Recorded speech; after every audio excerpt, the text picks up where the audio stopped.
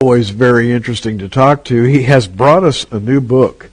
We've talked about his 5 previous books for a long time here at Prophecy in the News, but he is publishing a new one called Return to Mecca. And Avi, this book, quite frankly, when I first started to try to absorb it, it puzzled me because who's returning to Mecca? Israel is returning to Mecca. And I thought, wait a minute, why would Israel return to Mecca? And listen to this, because you're going to be interested. I'm just going to turn him loose. Why would Israel return to Mecca? Because God says so.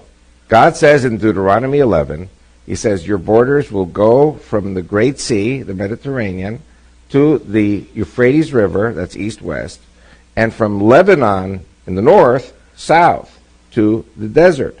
What's the desert? The desert is not the Negev, which was the tribe of Judah. It is not the Sinai Peninsula in Egypt, because that was always pharaonic. The great and horrible desert, as it is described in the Bible, is the Arabian desert.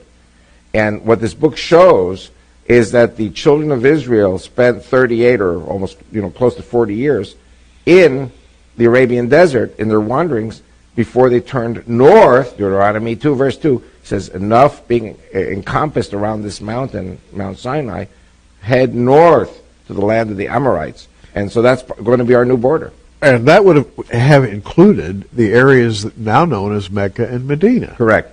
And so they actually set foot on this soil. Wherever your feet will tread will be yours. And yeah, I was going to have you talk about that, because that's a promise that God made to Israel, wherever your foot shall touch the ground. And by the way, I think people are beginning to learn, finally, and it's been a slow process, they're beginning to learn that Mount Sinai is not in the Sinai Peninsula. It's in what used to be called the land of Midian, over on the eastern shore of the Red Sea, not far, I guess, from the Gulf of Eilat, and then moving on inland to contemporary Mecca and Medina.